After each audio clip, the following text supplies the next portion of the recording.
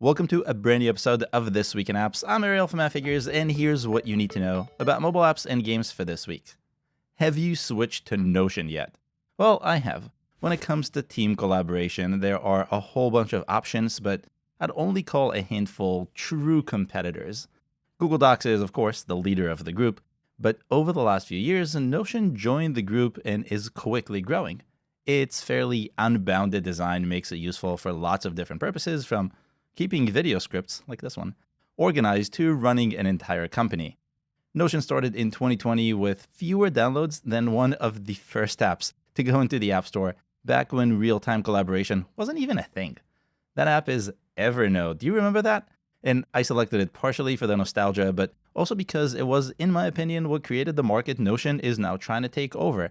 Might be a little bit of a stretch, I know, but I think that's really what it is. And if they had paid attention to the trends, Evernote could have been the collaboration hub. But this insight isn't about Evernote, it's about Notion, which saw massive growth in 2022. And when I say massive, I mean monthly downloads peaked at 1.7 million in August.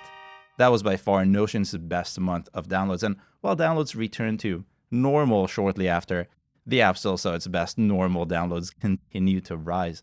Notion ended 2022 with 11.6 million new downloads according to our estimates. That's 30% higher than the downloads in 2021 and a whopping 157% higher than downloads in 2020. As an early user, I can say that the downloads are well-deserved. When I first tried Notion, all the way back when it was in V1 and it was beta a whole bunch of years ago, it just wasn't a great product. It felt like it was just made for developers and not the good kind of for developers by developers. It just wasn't ready for the mainstream. And that's no longer the case. As an active user now, I hope this growth will lead to even more evolution. If you're also on Team Notion, take a second and give the episode a like. Thanks. For our second insight, let's look at a hot topic. The job market is in a very strange place right now.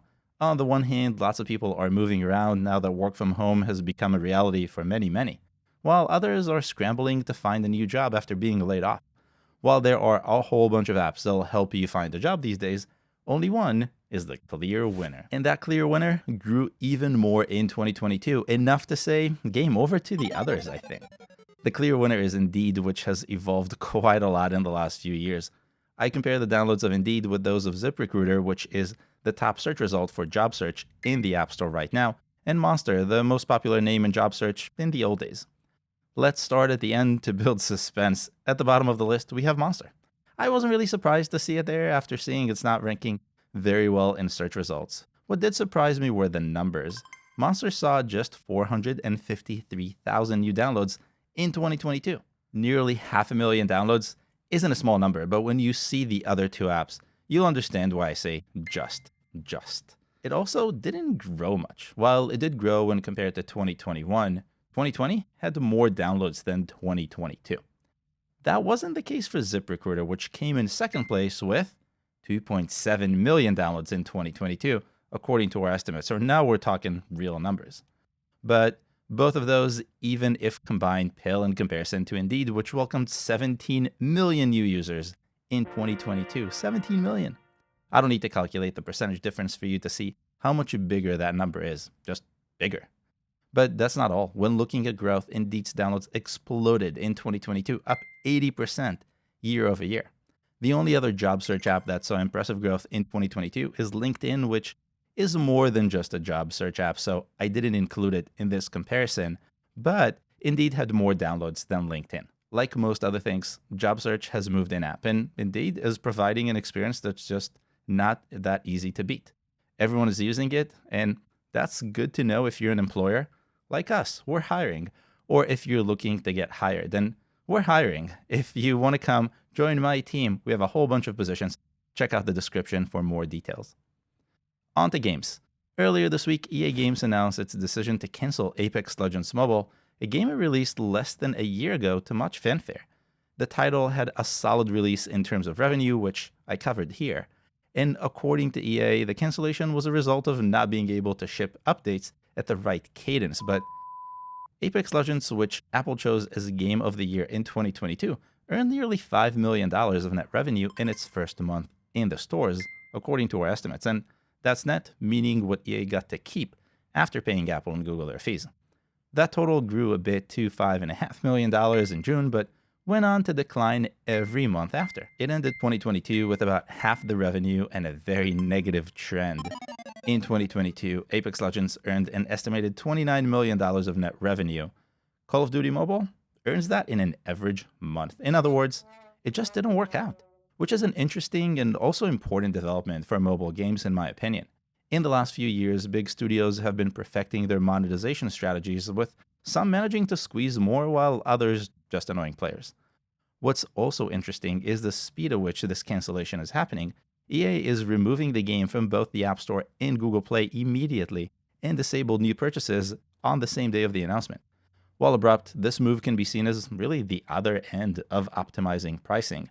Ending a project is hard, but when the numbers just don't work out, and there are other opportunities, this is kind of a logical choice. When you're evaluating your own apps and games, make sure you always look at the market and the competition. You might be seeing growth, but competitors are growing faster, or the opposite. Hopefully the opposite, but it's important to keep track of all of these things. The next insight also comes from an announcement. Earlier this week, Paramount announced it will be merging its flagship streaming service, Paramount Plus, with Showtime and renaming the resulting app, drumroll, Paramount Plus with Showtime.